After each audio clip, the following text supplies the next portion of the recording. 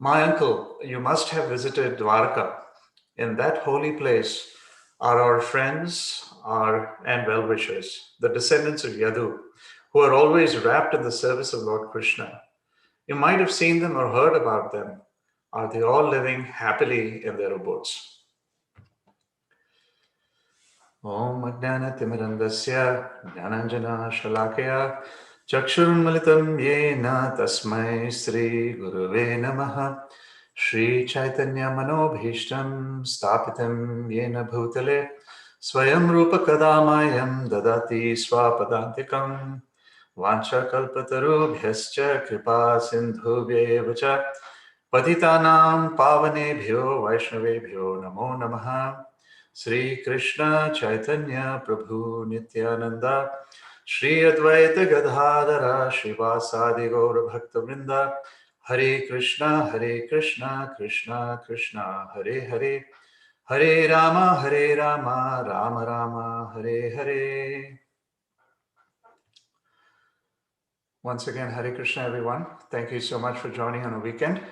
And today is going to be a 1-hour class. 1-hour discussion, I should say, not a class. I would really, really appreciate it if you listen attentively, because this is an important, very important text that we're going to be covering today. And also would love to hear back from you in terms of, any discussion points, things that I may have missed, because we're all in the process of learning. We're all on this journey together. So I'd really appreciate, you being a part of this, being attentive and being able to help me out as well and get me through these two texts. Thank you again. So in the purport, let's read the purport by Srila Prabhupada for text 113.10. The translation again is, My Lord, devotees like your good self are verily holy places personified. Because you carry the personality of Godhead within your heart, you turn all places into places of pilgrimage. Purport by His Divine Grace, A.C. Bhaktivedanta Swami Srila Prabhupada Ki Jai. The personality of Godhead is omnipresent by His diverse potencies everywhere. Just as the power of electricity is distributed everywhere within space, similarly, the Lord's omnipresence is perceived and manifested by His unalloyed devotees like Vidhira, just as electricity is manifested in an electric bulb. A pure devotee like Vidhira always feels the presence of the Lord everywhere. He sees everything in the potency of the Lord and the Lord in everything. The holy places all over the earth are meant for purifying the polluted consciousness of the human being by an atmosphere surcharged with the presence of the Lord's unalloyed devotees.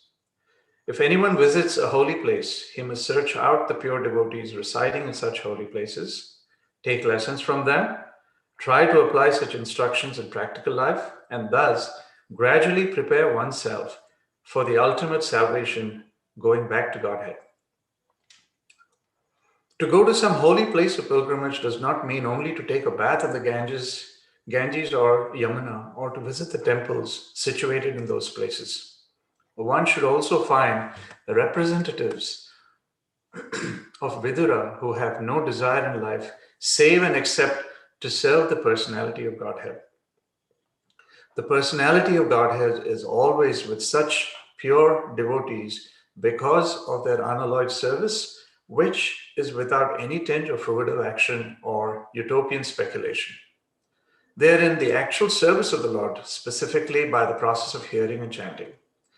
The pure devotees hear from the authorities and chant, sing, and write the glories of the Lord. Mahamani Vyasadeva heard from Narada and then he chanted in writing. Sukadeva Goswami studied from his father and he described it to Parikshit, and that is the way of Srimad Bhagavatam. So by their actions, the pure devotees of the Lord can render any place into a place of pilgrimage, and the holy places are worth the name only on their account. Such pure devotees are able to rectify the polluted atmosphere of any place, and what to speak of a holy place rendered unholy by the questionable actions of interested persons who try to adopt a professional life at the cost of the reputation of a holy place. I'm reading the next text as well. The translation is, my uncle, you must have visited Dwarka. In that holy place are our friends and well-wishers, the descendants of Yadu, who are always wrapped in the service of the Lord Krishna. You might have seen them or heard about them. Are they all living happily in their abodes? Purport by Srila Prabhupada. The particular word, Krishna Devata, that is, those who are always wrapped in the service of Lord Krishna, is significant. The Yadavas and the Pandavas, who were always wrapped in the thought of the Lord Krishna and his different transcendental activities, were all pure devotees of the Lord, like Vidhira. Vidhira left home in order to devote himself completely to the service of the Lord. But the Pandavas and the Yadavas were always wrapped in the thought of Lord Krishna. Thus, there is no difference in their pure devotional qualities. Either remaining at home or leaving home, the real qualification of a pure devotee is to become wrapped in the thought of Krishna favorably. That is, knowing well that Lord Krishna is the absolute personality of Godhead. Let me repeat that again. Thus, there is no difference in their pure devotional qualities.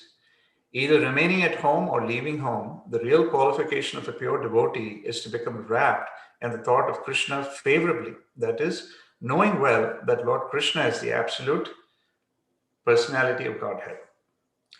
Kamsa, Jarasandha, Shishupala, and other demons like them were also wrapped in the thought of Lord Krishna. But they were absorbed in a different way, namely unfavorably, or thinking him to be a powerful man only. Therefore, Kamsa and Shishupal are not on the same level as pure devotees like Vidura, the Pandavas, and the Yadavas.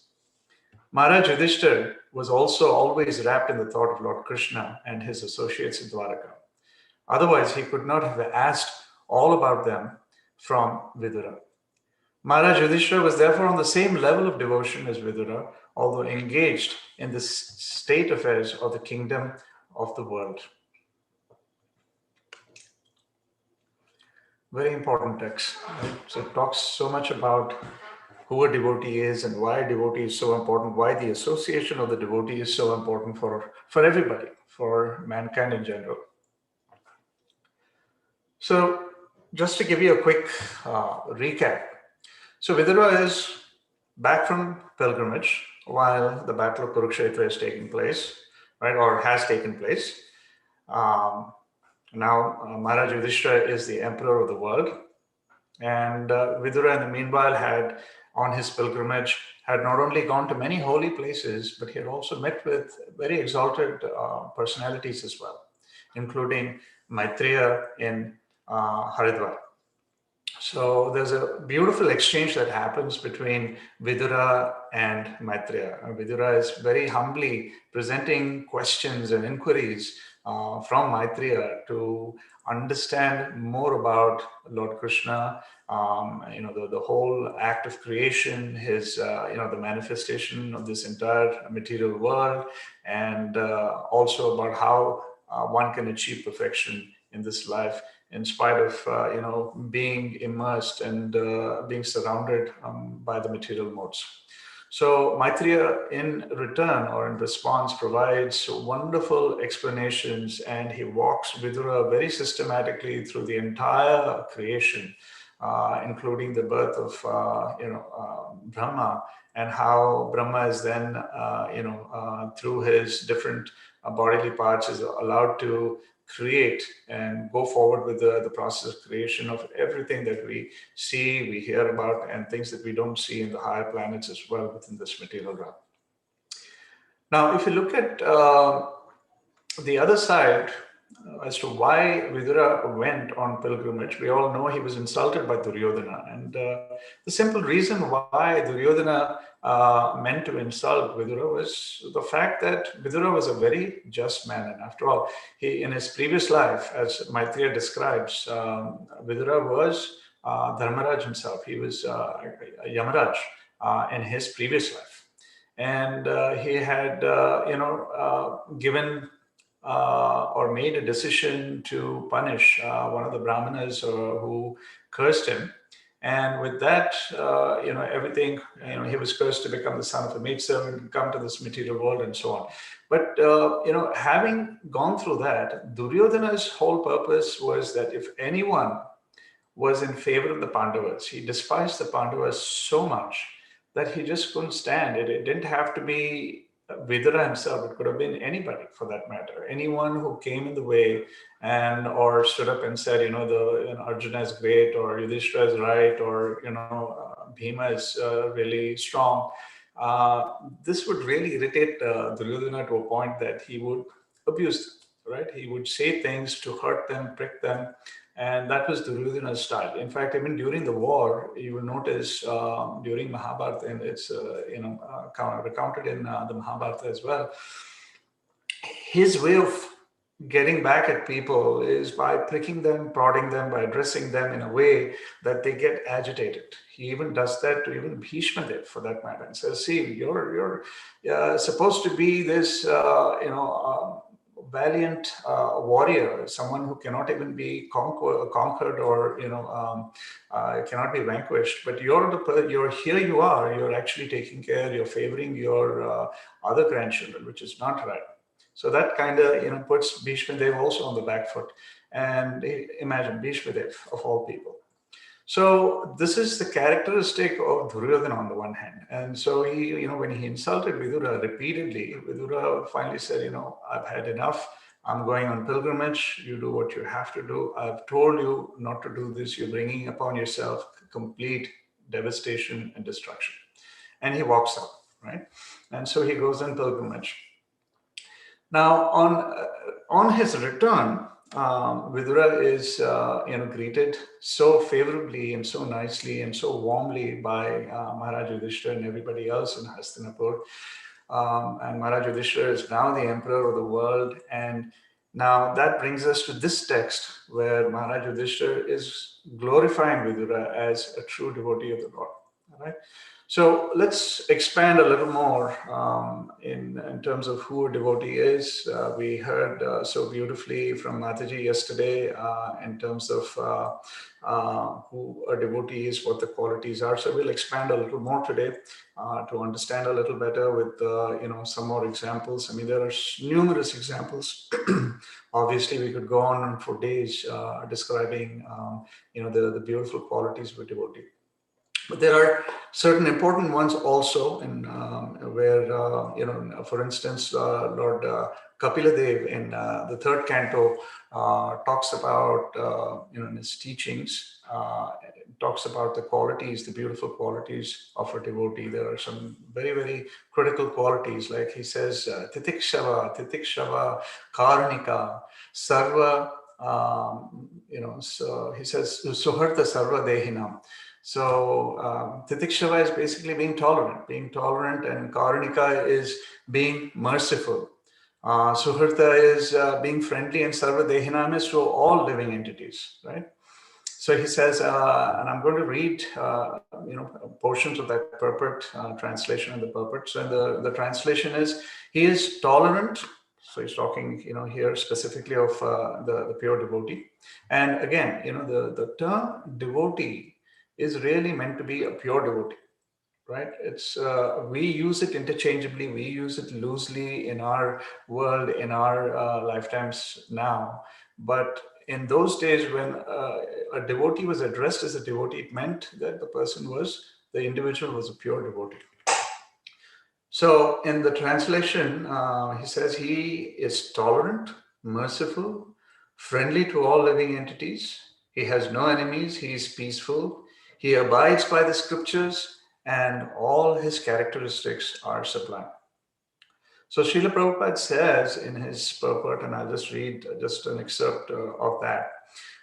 He says, the devotee's concern, therefore, is to enlighten people in devotional service to the Lord. That is his mercy. He knows that without devotional service to the Lord, human life is spoiled. A devotee travels all over the country, from door to door, preaching, be Krishna conscious, be a devotee of Lord Krishna. Don't spoil your life in simply fulfilling your animal propensities. Human life is meant for self-realization or Krishna consciousness. And that is so true, right? We see these pure devotees are like punya thirthas, right? They are like places of pilgrimage. Because why? Because they bring the remembrance of Krishna into everyone's hearts, right? Of everyone's hearts. So there is no difference between the Bhagavata as a person and Bhagavata as the scriptural knowledge, right? We hear that constantly. Now, the Bhagavata as a person, as Prabhupada says, they're constantly traveling from place to place to place, right? So they're like, in effect, in other words, like mobile punya tirthas, right? Now, nowadays, especially with this pandemic, I'm sure you're ordering a lot of things online. You're getting a lot of things to your home through, whether it's through Amazon Prime or otherwise, right? You're ordering, and people are ordering food as well that comes to their doorstep. There's groceries and everything else that's now available. In fact, my boss the other day actually had her husband was feeling well, so she called Uber, and Uber is piloting a service in LA where doctors are now brought to your home to actually make a home visit. Back in the day also we used to have doctors that would come home.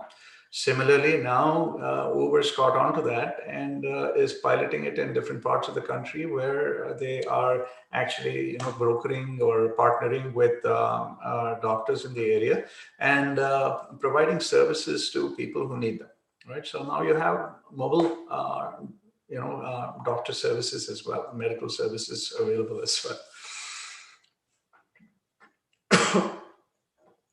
Then another, instance, I remember even before I left India, this was way back in the day, I'm talking about between 1984, 85. I had a bike and I used to ride like the wind, literally. I had no respect for speed. And I felt I could conquer the world. The young blood, the hot blood was running through me. And I would, many a time I would get stopped by the police. This was in Hyderabad. We used to have something called the mobile court at that time. I don't know if it still exists today, but it did exist at that time. And there would be a judge sitting in a van, and they called it the mobile court. So, the cop would catch me, he would confiscate my bike, and I would have to go stand in front of the judge and plead guilty or not guilty. And invariably, there was no other way but to plead guilty, pay a fine, and get out of it. Okay, and this happened time and time again to a certain point when I had close to 11 tickets by the time I left India, for the US for my master's. So by the third or fourth time, the judge, the same judge would show up. He would recognize me, would give me the smile, and he was like, "I don't know what to do with you," kind of a smile, So these are some of the things that we had even then. So we had mobile courts then. We have all of these mobile services that are available. But one thing that we need to remember is, we pay for these services, and these services are very convenient, but they serve a purpose for a short period of time. They're very finite, right? Whereas, on the other hand, in stark contrast, you look at the punya tirthas that we're talking about. I'm not sure if people, can you hear me? I've lost connectivity on my end, I think. Lingaraj Prabhu, can you tell me if you can hear me? We can hear you, Prabhu. Okay, good. For some strange reason, I thought I lost connectivity. Punya tirthas, when I say mobile punya tirthas, although there is a pun intended, there is also a seriousness to it, which is, these wonderful individuals, these Bhagavatas, are going from place to place to place, making these tremendous sacrifices, sacrificing their sleep, sacrificing their health, sacrificing all the discomforts of travel, even during the pandemic for that matter, right? And they're able to take the love of Krishna and give it freely to everyone who is willing to accept it with an open heart. That is a beauty, right? And this is not temporary, it is not finite. This is something that they're giving which will last eternally. It only grows on us, right? The more and more we hear, the more and more we associate with these Bhagavatas, these mobile punya thirthas, as we're calling them, are it is so beneficial for us because we are actually getting all of their love. They're actually transferring that to us at no cost when we're not even paying for it, and they're giving it to us freely, regardless of our qualifications, right? So it is so, in contrast, it's a stark contrast in terms of the difference between the services that we buy, we pay for, which last only for a short period of time, versus, the Bhagavatas who are sacrificing their blood, sweat, and tears to give us their love, their faith for Krishna. So it is the bhakti that is the most important part, right? Which they are transferring to us, which will allow us to make progress eternally, right? And permanently, and on the spiritual side. So that is something that is very, very important for us to always bear in mind. Because we can read a book. Definitely, we can read the book. Bhagavata as a book is very, very important, and we should do that continuously. But at the same time, knowledge alone, without proper guidance and without the bhakti, is not, the bhakti principle is very important. And, His Holiness Rumpad Maharaj, over the last several weeks, in every lecture, he's been stressing upon the fact how about, the importance of bhakti and how that is the way we can actually make progress. Now, when Bhishma Dev was lying on a bed of arrows, and towards the end of his life, and towards the end of the battle as well, he had this extraordinary capacity and a benediction by which he could leave his life at his will, and we've heard of that, right? Now, he chose not to leave his body, but instead waited for a couple of different reasons, right? One of the reasons was he wanted to get the personal darshan of Lord Sri Krishna. But he also knew that he had one more duty to complete. He was a Mahajan after all. And that happened to be, at the end of, towards the end of the battle, Maharaj Yudhishthira was completely devastated. He was like, there's been such a tremendous loss of life. And not just loss of life, but also the families that have been impacted. So many widows and so many children, so many orphans. I mean, people, children that have lost their fathers, and people that have lost their families, their brothers, and so on, right? So Maharaj Yudhishthira was completely upset. He was like, why did all of this have to happen? And he felt personally responsible for everything that took place, right? The Maharaj Yudhishthira being Maharaj Yudhishthira.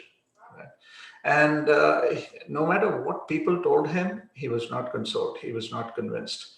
And in fact, when he went to see Bhishma Dev lying on the bed of arrows and to pay his last respects to him, even then, several personalities, great personalities, including the Lord himself, tried consoling Yudhishthira Maharaj, but he was not consoled. And it's not that Krishna could not have consoled him with a blink of his eye, but there was a reason why even Krishna didn't want. He wanted to give Bhishma Dev the opportunity to be able to console Maharaj Yudhishthira, and that's exactly what Bhishma Dev did. That was his last duty. He did that. He very expertly explains to Maharaj Yudhishthira in terms of the varnas and how one can achieve perfection in life, and all of that, and to a point that he completely consoles and calms Yudhishthira Maharaj, and is able to then leave his body. So again, keep this in mind, right? See, the scene is such that the battle, all of this conversation is happening not in a pleasant situation, obviously, right? You have Bhishma Dev on thousands of arrows. His body is resting on all of these arrows. So the amount of pain at that age, and with all the fighting that he had been doing, the previous several days, 10, 12 days, is something that we have to keep in mind. And the battlefield, the scene of the battlefield also is so scary. It is not only scary, but it is very unclean, right? You have dead bodies, you have torn flesh, you have broken bones, you have feces, you have, people crying out in pain. People who are about to give up their lives, and you have scavengers who are, going from dead body to dead body, going after the flesh. So the scene, the situation is very, very dire and very gloomy, very unclean. There is all of this that is happening there. And here you have Bhishma Dev delivering Maharaj Yudhishthira with a message that is so uplifting, and that talks about how one can achieve perfection in life.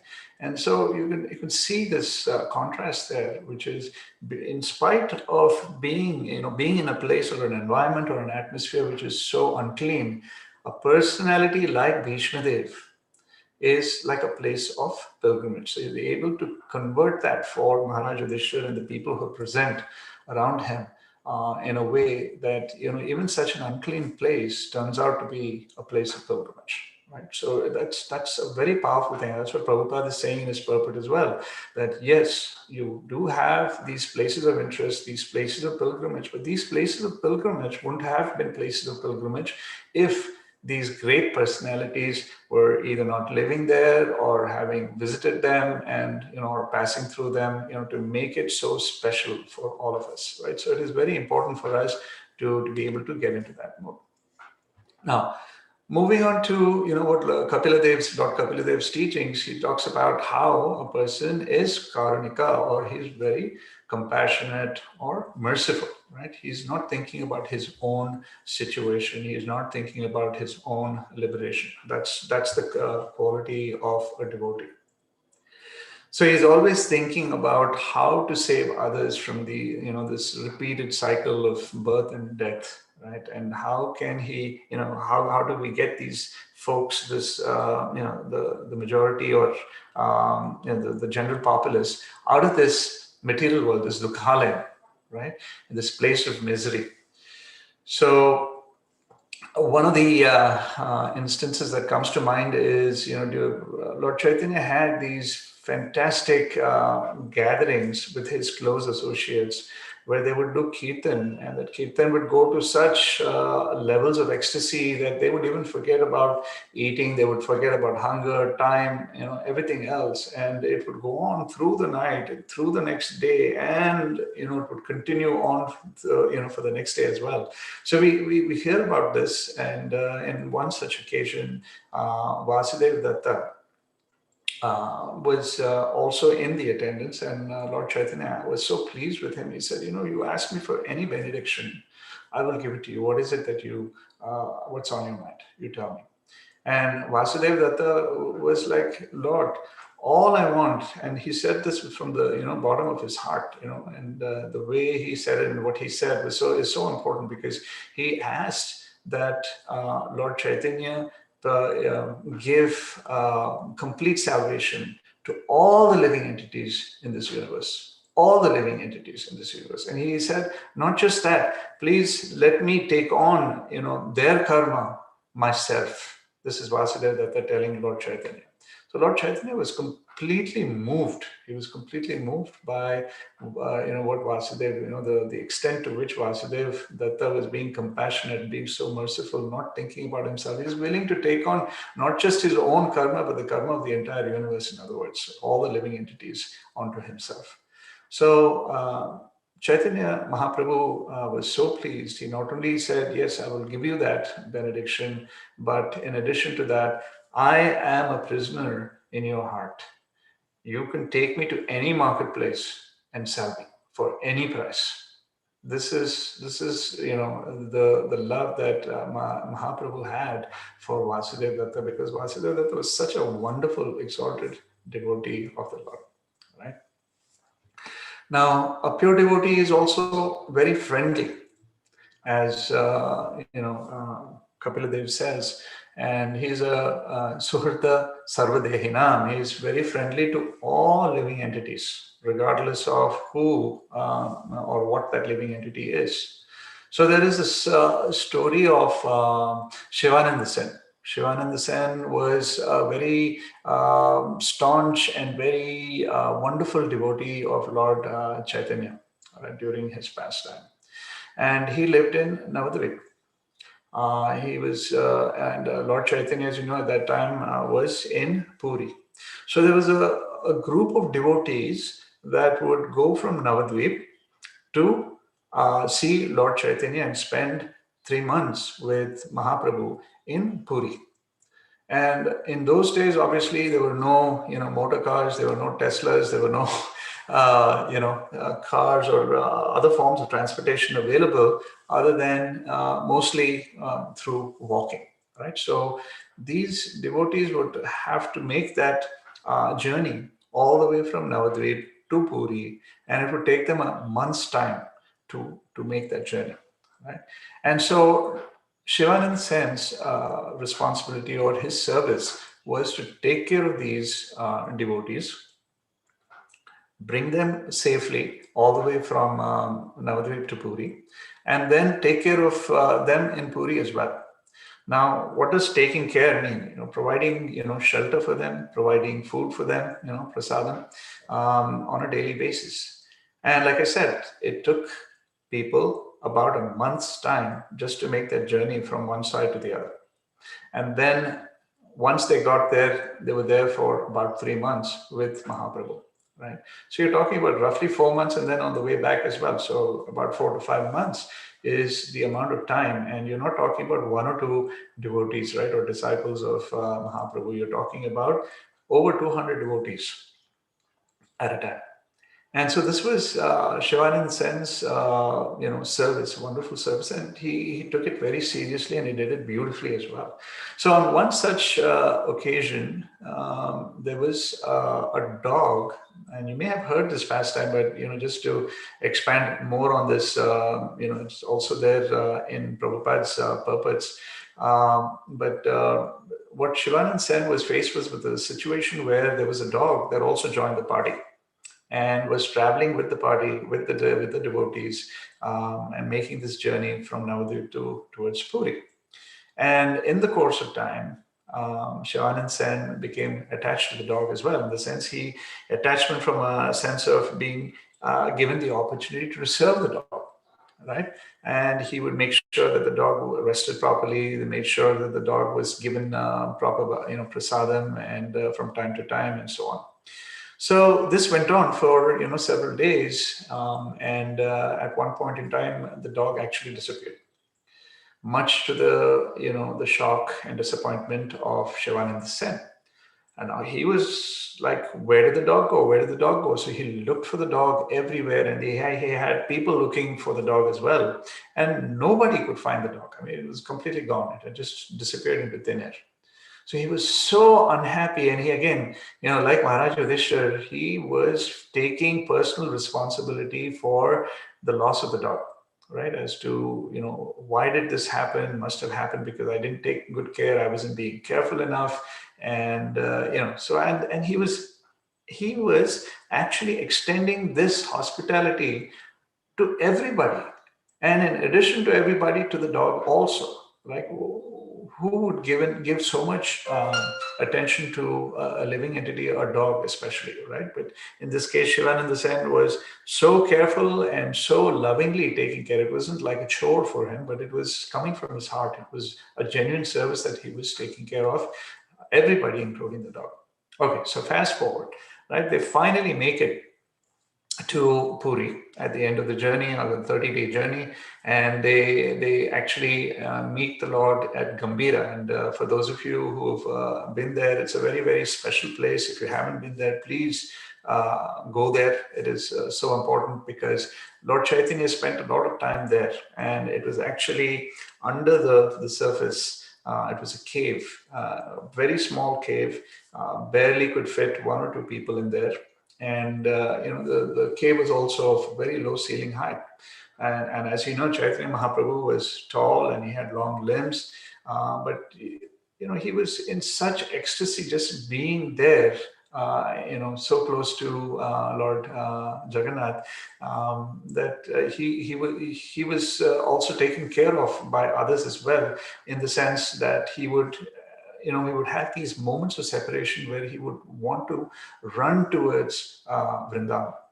And in doing so, he wouldn't even see where he was going. In that small cave, he would go smash himself against the walls. That is what is described.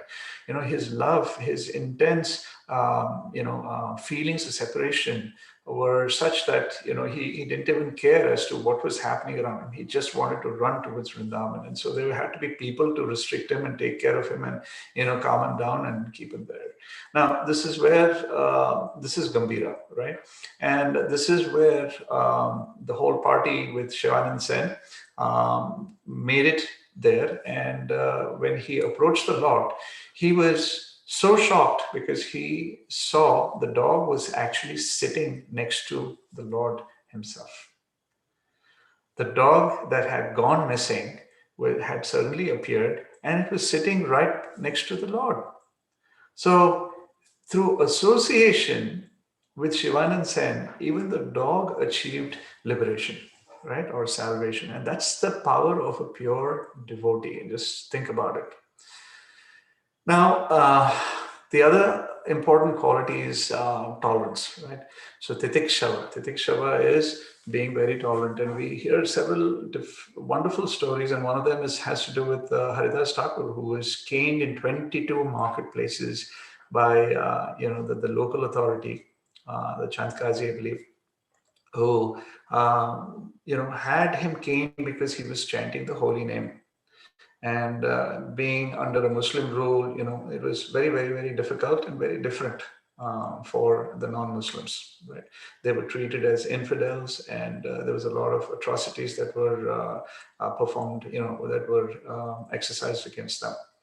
And can you imagine? So being caned once itself is very difficult, and being caned in a marketplace for several hours, and then being taken to another marketplace and caned again, and then being taken to another marketplace and being caned again. And this happened over 22 marketplaces, but there was no sign of any, the discomfort was there, but there was no sign of any retaliation from Haridas Thakur. In fact, after a certain point, the people who were caning him were pleading and begging him, saying, please drop dead. Otherwise, we're going to be killed. Our master is going to, knock our heads off if we don't take care of our services and our duties. We're supposed to be caning you to a point that you actually die. Right. So even that, Haridas Thakur feigned like he had given up his life, and he stopped breathing just so that he could spare these people's lives, and they could, be rewarded by their authorities. So that was the situation. So anyway, so the important part is, that the tolerance, the level of tolerance that these pure devotees have is something that we cannot even compare. We cannot even, we can talk about it. We can really appreciate it, but that is something that we need to aspire to get to, that level of tolerance. Tolerance is a very, very important part, because as a devotee, we're bound to be in situations where things are not going to be favorable to us. They're not just situations, people are not going to be favorable to us. We're seeing a lot of activities even now. There's several incidents where people are being harassed, people are being killed, throughout the country. So there's a lot happening even here in the US in this day and age, right? So racism is still there, and it's prevalent throughout the world. Now, what to speak of devotees who are going with a certain ideology that may or may not be palatable to others, right? So these are things that we need to keep in mind, and we need to aspire to become more tolerant. We need to be aware and take this proper spiritual guidance. Now, talking about proper spiritual guidance, right? Have you, I'm sure you've visited places of pilgrimage where there's been, you've gone by yourself. Like I used to go to Tirupati quite often by myself with my parents. But we would go and, take darshan and come back. To a point, I still remember just before I left for the US, my father said, let's go to Tirupati. And then we were standing in line for, I don't know, a little over an hour. And I saw we were nowhere close to the inner sanctum. And I was so upset. I was like, why has this life, why has it become so commercialized that I'm not able to see the Lord? I don't like this whole idea of, waiting to see the Lord in such a way where we have to pay money and we have to go through all of this bureaucracy and red tapeism. While you could see a lot of the VIPs were just coming in ahead of the line, getting their darshan in practically no time, and being able to spend as much time as they wanted in front of the Lord. That happens even today, right? And then they would leave. Whereas there would be these thousands of people going through a lot of austerity in terms of standing in the lines, and then once they would get to the altar, get the darshan, it would only be for like maybe 5 seconds or 10 seconds, and it's time. They would just push you and say, okay, chalo, chalo, chalo, chalo, and they would keep moving you from from there. So this kind of got to me to a point that I actually left the line, and I said, Father, I'm not going to, join you. If you want to go get darshan, but I do not want to be a part of this. I still regret that to this day, but the sentiment at that point in time was not any displeasure towards the Lord or any disrespect towards the Lord, but it was more about the system, right? So all the unfavorable activities that happen is also kind of a test for us. It is an austerity for us. And that austerity is something that I did not realize at that point in time, right? This was also the Lord's way of telling me, hey, you need to go through these austerities before you can come to me. But I didn't see it in that light, right? I saw it very differently. I looked at it from purely material angle, where I felt like the system was actually punishing me and I shouldn't have to go through that punishment. So I kind of revolted against that and walked out of the line. But I still regret that to this day, as to having done that without really truly understanding what it means to get the darshan of the Lord, right? To really see the Lord. We absolutely have to be tolerant. We have to go through these austerities before we even get an opportunity to see the Lord, right? So going to a holy place by itself doesn't mean much, right? You see a lot of people, myself included, when I used to go to these holy places, I would go there and not really get the effect. I would sometimes wonder, what is it about this holy place? What makes it holy?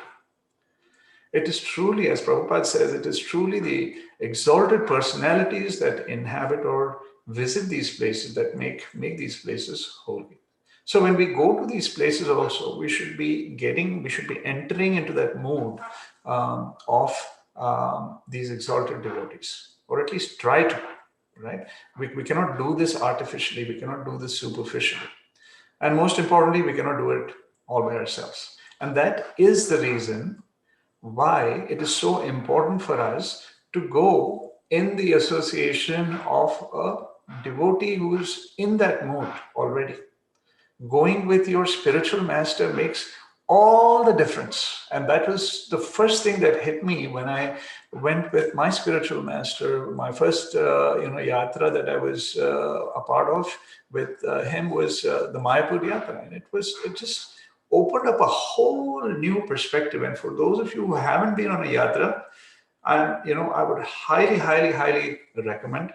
Please do so. The first opportunity you get to be on these yatras with someone of caliber, someone who truly appreciates and is practicing bhakti. It's not just about a person who can orate and say, and give you all these wonderful stories about this happened here, that happened there, that even, a paid guide will also provide you with that kind of information. But you really wanted to get into the emotion, into the bhakti, into the lives and times of those wonderful personalities that made that place holy. And for those who have already attended the yatras, I don't have to say anything, right? You've experienced it yourself. It is not an academic exercise. It is something that you've actually experienced yourself, that you don't need anyone to come and tell you, yeah, it is, it's a completely life transforming experience. So on the other hand, now I'll also give you a contrast where, some of these holy places may not appear to be holy. Like we spoke about the battle of Kurukshetra, right? Where Kurukshetra, the battle happened. Take even present day examples like going to Vrindavan, going to Puri for that matter, right? The places are not that welcoming, right? They're not clean. There's a lot of robbery that happens. There's crime that happens. There are security issues that happen. There is, hygiene is an issue. Having food in the, that is cooked there, although, it is prasadam. People, a lot of us fell sick even during our Puri Yatra, for instance. Some of us lost, all our valuables. Some of us were actually lying in bed with fever, and we had people walk into the room and walk away with cameras and computers and stuff like that, and passports. Some were even left stranded there for a while before they could get a replacement passport. And I remember about 5 to 6 kids actually ended up being hospitalized. So, when you see all of these things, you tend to wonder, why is this place a holy place?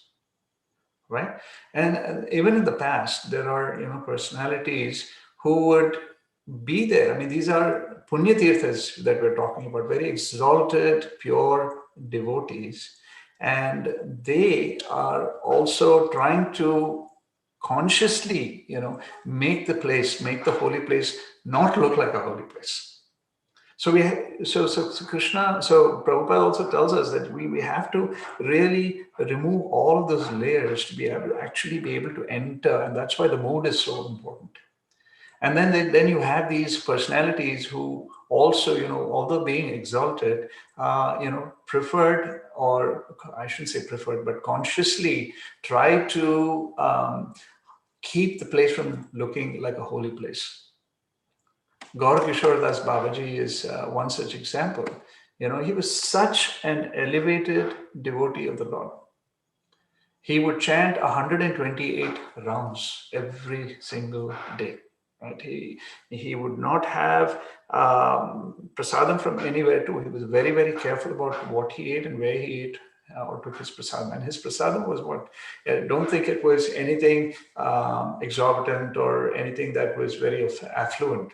He would basically eat, drink water for the most part, and he would have some chipped rice, and he would have the mud from the Ganges to mix with his rice and have it if there was nothing available.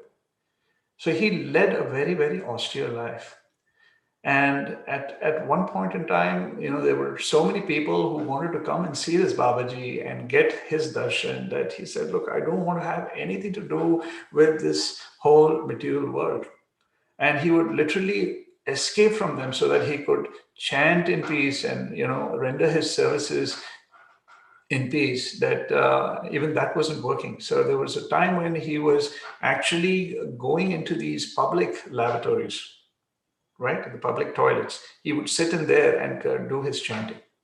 You would think that is such an unclean place.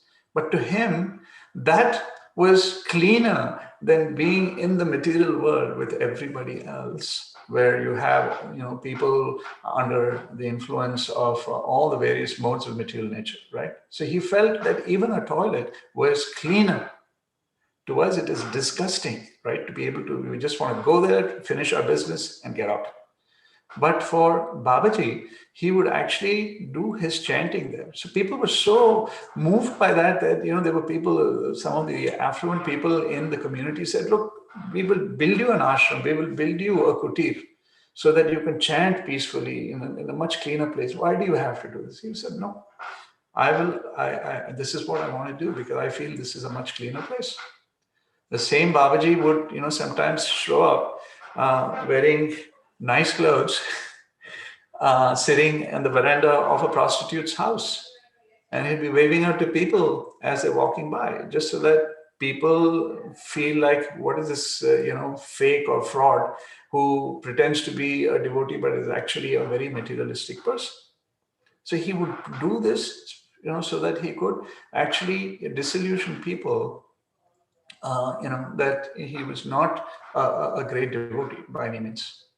Now, there's another instance, where there is in the pastimes of Lord Chaitanya, and Gaur Purnima is happening tomorrow. So I wish you in advance for a very, very happy Gaur Purnima. May the Lord's blessings be on all of you and all of us. So one of the pastimes is about how Pundarik Vidyanidhi, very exalted devotee, again, of the Lord, and in his pastime, Lord Chaitanya is actually crying out, saying, Father, where are you? There is so much separation, the pangs of separation, the intensity of the separation is so high, where Lord Chaitanya Mahaprabhu is crying out for Pundarik Vidyanidhi, saying, Father, where are you? Where are you? Where are you? Where are you? And he's missing him so much. And who is this great personality, right? Pundarik Vidyanidhi in Krishna Leela is Vrishabhanu, the father of Srimati Radharani. So he in Chaitanya Mahaprabhu's pastimes, he's a wonderful, a superlative, devotee of the Lord. And so Mukunda brings Galadhar Pandit, who is another eternal associate of the Lord, Srimati Radharani herself, in the Chaitanya Mahaprabhu Leela, to meet with Pundarik Vidyanidhi. Now, the meeting happens, I don't want to get into all of the detail, but when the meeting happens, Pundarik Vidyanidhi is sitting in a very affluent place, chewing pan and wearing these wonderful clothes, and he has all of these people serving him at his service, and all of this is happening. And Gadadhar Pandit is saying, Mukunda, you brought me here, and you're saying that this is an exalted devotee. You're talking about such a pure devotee, but I don't see any signs of a pure devotee in this person. And judging that, Mukunda immediately starts reciting verses from the Bhagavatam, where he talks about or recounts, I'm forgetting the name. Putana's pastime, where Putana giving milk to Krishna and then trying to poison Krishna, and then Krishna is actually had given her liberation, right? So he recites that verse, and as he's reciting this verse, there's a complete transformation of what happens with Pundarik Vidyanidhi. He just literally tears his clothes off, and he's rolling on the ground. His hairs are standing. His tears are flowing. Down his cheeks. He's in complete absorption, complete ecstasy, saying, "Recite more, recite more, recite more." And the symptoms of a pure devotee are completely exhibited there. And seeing that, Gadadhar Pandit is so moved, he actually begs Pundarik Vidyanidhi for initiation. So he begs to take initiation from him.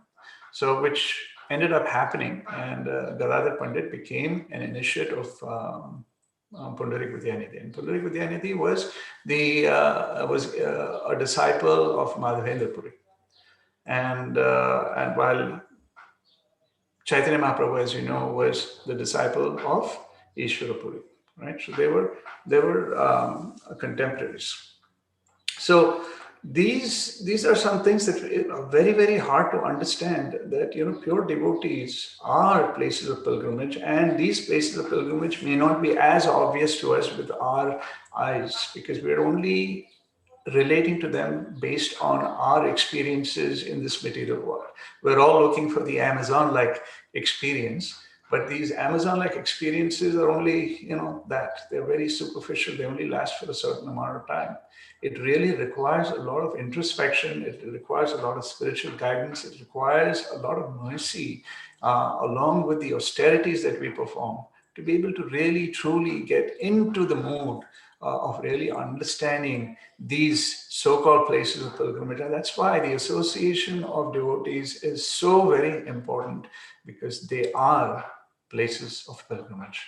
Srila Prabhupada was an extreme example, right? In our living lives, in our lifetimes right now, if you look at it, we don't even have to go 100 years, 200 years ago, but just talking about 40, 50, 60 years ago, Srila Prabhupada's presence here, when he came to the Bowery in New York City, and the Bowery, I call it, the bowels of New York City. It is really, truly a horrible place. For those of you who've been in New York City and in the Bowery, it is a horrible place. You're dealing with all kinds of drug addicts. You're dealing with people in poverty. You're dealing with so much of criminals and so on. It's a dirty place to be. But Prabhupada was there, and he turned a lot of these hippies into happies, right? So it is like, they didn't have to go to India, the people from New York City or from the Bowery for that matter, to go to India to, the Holy Dham to be transformed. Prabhupada brought all of that to them, right? So that's why I call them mobile punya thirthas, because they're able to, such wonderful personalities are able to bring the love and faith and the bhakti and travel from place to place to place, making all these sacrifices to be able to give it to people freely, not only in the material sense, but freely from it, with an open heart, without any restrictions, without any reservations.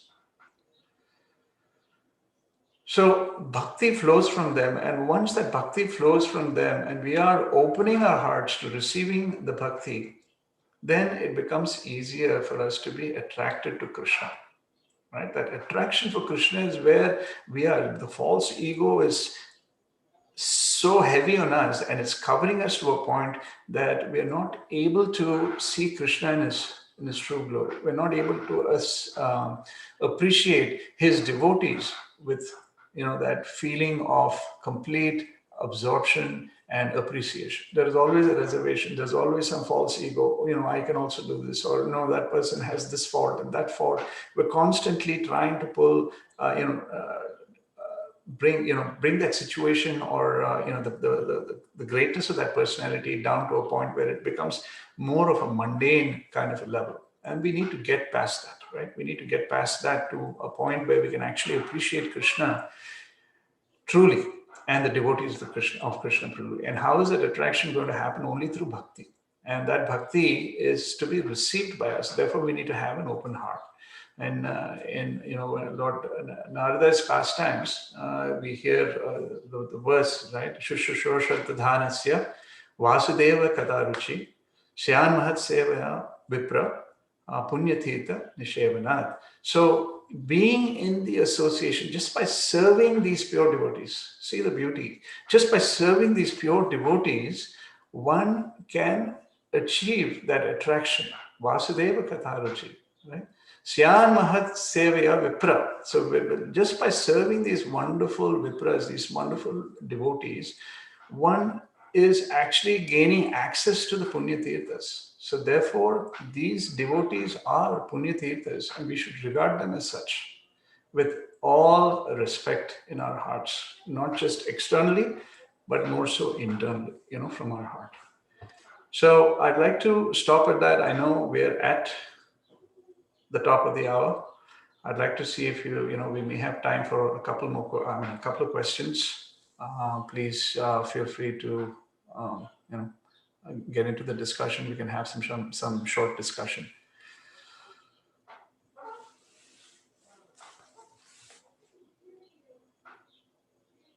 This is a deep topic. There are many, many examples. I know I barely scratched the surface, so please forgive me for that. But there is, so much to it, and the more you contemplate on it, you see the activities of these wonderful devotees. We read about them, but we are also seeing a lot of these devotees. We haven't had, most of us haven't had the opportunity to associate with Prabhupada directly, but we have association of Prabhupada through his disciples, and you see his disciples giving their heart, giving their blood, sweat, and tears, and that is the most uplifting part. And then it's actual evidence as to how the bhakti principle works. When this morning my prayer was to my spiritual master, please infect me with that bhakti that you carry. Because we're all talking about infections where COVID is still on, but in this case, this is an infection. I see how infectiously my spiritual master, for the last several weeks, he's been talking. Every time he talks about Chaitanya Mahaprabhu's pastimes, you can literally feel that coming to you, just like that. It's just flowing. And it's such a wonderful feeling because you get into that mood as well. It's not just about, your eyes opening up and you feel like, you're learning something new, but it's about really experiencing it at the level of the heart. So that infection is very important, and that infection happens through the association with the right devotees. So stay in the association of pure devotees as much as you can. It's a lesson for me as well. So I've spoken enough. Any questions, any comments, any conversation, any discussion, please? Thank you very much, Prabhu. Hare Krishna. Please accept my humble obeisances. All glories to Srila Prabhupada. All glories to Guru Maharaj. Hare Krishna, Mataji, please accept mine too. I have only appreciation and just very moving, and you selected very fantastic examples of devotees who are so austere and so merciful. And this idea of mobile thirthas, very nice. Wish I was a devotee to move around like a mobile devotee instead of being. Please don't say that, Mataji, because we are very happy to have you here. Just seeing you sitting in front of the altar, reading the Bhagavatam, so regularly in itself is just uplifting. And then having your association, we're all very fortunate to have your association. So thank you for that. Over the years, I can vouch for that. I felt so pseudo about myself, Prabhu, hearing you. I mean, it's so wonderful to be a devotee, really, in this world. What else we can aspire for? Exactly, something to aspire for. Yeah, thank you very much, Hare Krishna. Hare Krishna, Mataji. Hare Krishna, Prabhu. This is Jayant. Please accept my humble obeisances. All glories to His Highness Srila Prabhupada. Hare Krishna, Jayant. I really don't have any. I just wanted to share the same experience I had when I was in college, like how you had your experience in Tirupati.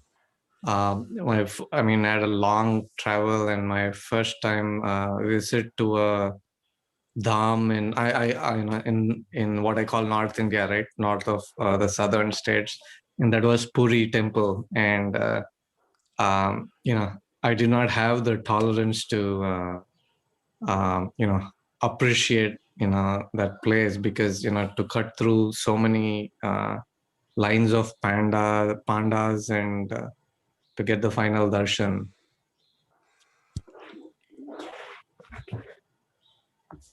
Very true, Prabhu. In fact, we even spent time during that yatra, my family and I, and a couple of other families as well, Manasi Ganga and her daughter as well. A few of us ended up, because the pandas wouldn't accept our children. They would say, let us go, but they wouldn't let our children go. They're saying, no, they're not from India. They're not from India. Yeah, America ke hai. And so we had to go to the police station. So we spent several hours actually in the police station, waiting to get permission so that we could bring the children and get them to, enter the temple at Puri, at Jagannath Puri. So there were a lot of austerities. I mean, that was one heck of a trip. But, the takeaway is that there's a lot more to it than meets the eye. So, yeah, we need to just get past that. That tolerance is important. And safety. I mean, it doesn't mean that, you tolerate in a way that you disregard the safety and security of your family and yourself, because it is still a very important part, of our yatras as well. We need to use our common sense. It's not just that we just get sentimental and do, just go blindly, but we need to take the precautions we need to take. But while doing that shouldn't become the primary, goal. It is something that we need to take care of and use our common sense. But our mood also should be in terms of what are we trying to achieve. How do we get into the mood of that particular place, the activities, the pastimes, the personalities, and all the wonderful things that happen there. Getting into those vibrations is the most important part.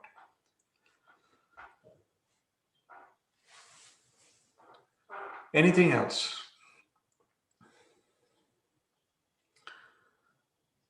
Lingaraj Prabhu? Yeah, Hare Krishna Prabhu. Thank you so much. Prabhu, actually, you selected very nice examples. I mean, being Gauru Purnima tomorrow, I mean, all the pastimes from Lord Chaitanya, I mean, the devotees. So it was very nice to hear about them today, Prabhu, just before Gauru Purnima. So thank you so Thank you, much. Prabhu. So, Thank you. And you want to give a short preview of what's happening tomorrow for everybody? yeah, I mean, regarding the morning class, Prabhu, I think, yeah. So, Hare Krishna devotees. So, tomorrow morning class will be Jai Jagannath Prabhu. So, I don't know, maybe I don't know about him much. Maybe you or Shatrupa Mataji can share some details. So, if everybody can join at 7 o'clock, so he's going to talk about Lord Chaitanya. So, I would highly, highly recommend, and thank you, Lingaraj Prabhu, because Jai Jagannath Prabhu is a fantastic, fantastic devotee. He's been with ISKCON Chicago for a very long time. Now he's in New York, I believe, or New Jersey, one of those two places. But he's young in age, but he's very, very, very senior and very well read. He's so well read that just on the first two lines of the first verse of Shikshashtaka itself, the other day he spent over 3 hours. So he is so deep and he's so spontaneous. He's come to our ISKCON Naperville several times and given Sunday feast lectures as well. You will really, really enjoy and benefit from his lectures. So please try and attend tomorrow if you get a chance. And being Gaura Purnima, you can just imagine it's just pure day of ecstasy for all of us. thank Hare you so Krishna. much. Prabhu. All right, Lingaraj Prabhu. If there's no other discussion, then we can close. Vancha kalpatarubhyascha kripasindhubhyevacha patitanam pavanebhyo vaishnavebhyo namo namah. Hare Krishna. Thank you, everybody.